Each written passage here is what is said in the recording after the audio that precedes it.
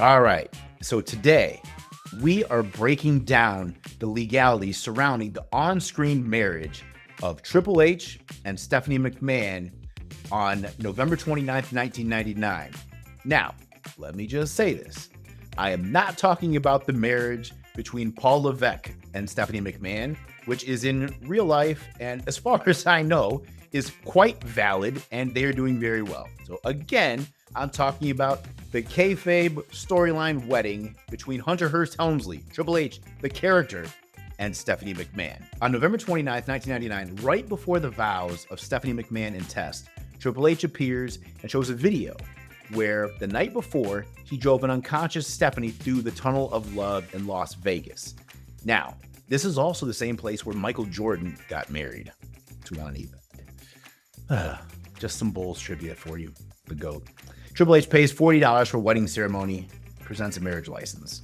Now, they have a ceremony where Triple H speaks for her because she's unconscious. Now, it's also revealed that the bartender named Gene from the bachelorette party, he's the one who drugged her. After the footage is played, Triple H makes it clear that they consummated the marriage multiple times. December 12th, Triple H and Vince McMahon had a match where if Vince McMahon had won, the marriage would have been nullified. Again, let me just make this disclaimer. I'm talking about the kayfabe storyline marriage between Triple H, Hunter Hearst Helmsley, and Stephanie McMahon. I am not talking about the real life marriage of Paul Levesque and Stephanie McMahon. So again, this is in fun. We're talking about the kayfabe wedding. And now, I am David Otunga, attorney at Raw. Let's get into this. So first of all, this is something I should say that I don't think people realize, but a marriage ceremony, a wedding ceremony, is not a legally binding marriage. That's just a party, basically. You're legally married once you fill out a marriage certificate at the courthouse and it's signed. That's actually a contract. So you have to get your marriage license contract first and sign it. And at that moment, once that's completed, you're married. Then you can have a wedding ceremony if you like, or if you don't. Some people don't. I know people who've just gone to the courthouse and just gotten their marriage license, and that's it. They're married. So if you have a wedding ceremony, but you don't have that license, that piece of paper, your marriage is not valid. So again, that means that your marriage license is extremely important because in order for you to be legally married, that contract has to be valid. So right off, the fact that Triple H forged the marriage documents, forged Stephanie's signature, spoke for Stephanie, that's fraudulent. This invalidates it right on the face. Very first thing, what should Mr. McMahon have done as soon as he found this out? Well, he should have sent his lawyer, Jerry McDivitt, right down to the courthouse and asked for an annulment because this marriage is clearly fraudulent. That should have been the first thing he did. However, that's not the case in WWE. As you know, it was eventually solved by a match.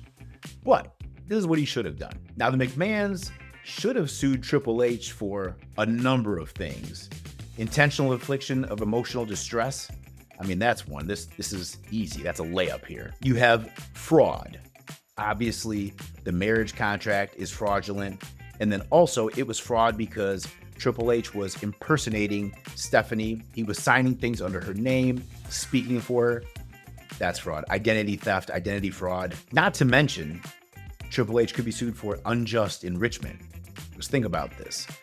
He went through this fraud in order to be married to Stephanie, and then now he would be entitled to half of her assets and also to get a better position in the company. Let's not forget that. Another thing Triple H could be sued for is defamation of character. This definitely painted Stephanie in a negative light. So that's another slam dunk right there. And if we're really splitting hairs here, we could also do loss of consortium, or where Triple H, he disrupted the family dynamic and drove a wedge between Stephanie and her father, Vince. And then we also have interference with just business relationships. Like, this does not look good for WWE, as this would be a major scandal, or WWF at the time. This would have been a major, major scandal and just been a very bad look for the company as a whole and could definitely hurt business. Now we get into a fun one, conspiracy. Now it definitely looks like there's a conspiracy here because you have Triple H discussing things with the members of DX. And then you also have Gene, who's clearly an accomplice. And allegedly, he's the one who drugged Stephanie. So when you put all of these things together, you have conspiracy here that could basically fit a RICO. I'll talk about that a little bit later, but it's essentially what we have here is a RICO case if we want. Now, I don't know what Triple H's net worth was at the time, but if the McMahons had bundled this all into one suit, the damages would be in the millions, super high, tens of millions, hundreds of millions potentially. Like the damages would be great. They could basically take everything for Triple H, pretty much. Now let's say that Stephanie and Test went through with this wedding ceremony and then they went and tried to apply for a marriage license. This would open Stephanie up to bigamy charges.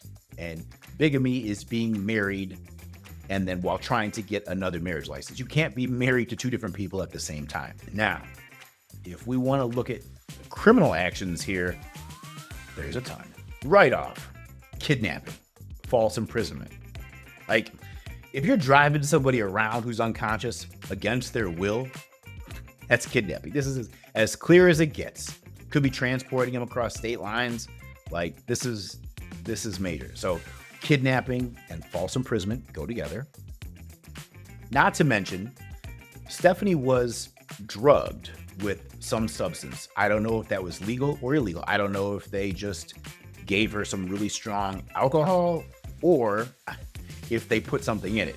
Now, I'm assuming there was some kind of extra substance included in this, potentially a controlled substance. So now you factor that in. She was drugged with a controlled substance.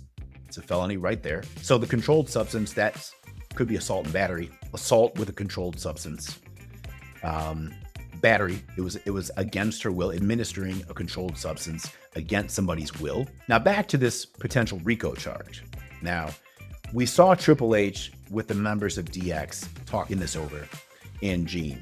So I want you to hear me out. So in order for there to be a RICO charge or conspiracy, you have to have a group of people who all are like-minded and know that there's a criminal intent and they intend to commit some crime, some criminal activity, and they actually take a step towards carrying it out. All of that is here. They clearly were discussing this. Then there was the kidnapping. So if you show that the kidnapping, the drugging, the fraudulent marriage license, all of this, happened in a row and together as a coordinated plan, this is a clear case of RICO right here. So if you look at it as Triple H, DX, and Gene, they committed all of these acts together. I mean, one after the other. It was planned. It was coordinated. I mean, this fits it right there. It shows that these are the predicate acts towards RICO. And then obviously, Triple H would be liable for filing false records. So this is fraudulent right here. Fraudulent records, that's a criminal charge. It's fraud right there. Now, fraud would be identity fraud and then contractual fraud as well. So identity fraud in that Triple H would be impersonating Stephanie McMahon, forging her signature on the document, speaking for her. Then you also have just straight out contractual fraud because the marriage license is fraudulent. The marriage license is a contract and it is fraudulent. And also, I mean, there's just fraud because think about this. Stephanie McMahon was unconscious. She cannot give her consent to be married. In fact, she doesn't even have the awareness that she was married. So this is extremely fraudulent. This is quite easy for a judge just to annul and just dismiss this entire thing as fraudulent and invalid. So if we look at this thing in its entirety and we add up all the potential state charges, federal charges, felony charges, Triple H could be looking at between 40 and 80 years in prison. Yeah. So it's a good thing that this is just in the kayfabe world storyline-wise.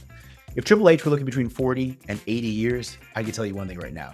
He would not be running WWE Creative. In fact, he should be running to David Otunga, attorney at Raw, to get him out of this. And I would have to tell him, if he was my client, I think we're going to have to settle for a match, because you do not want to have to pay this, buddy, because, hey, they're going to wipe you out. And you still have to pay me my fee, Hunter. You got to pay me my retainer, which is quite steep. And if Vince throws all these charges at you, I mean, you're guilty, man. Like, we're going to have to figure out some kind of plea bargain. So I think the match is the best idea that they could come up with. And I would definitely be pushing for that. Try to have it evened out or get things in your favor. Maybe I'll try to have DX at ringside. I'd push for that. The funny part about all of this is on December 12th, Stephanie actually turned on her father and joined Triple H. So the question is, does this now nullify everything? All of the fraudulent stuff Triple H has done?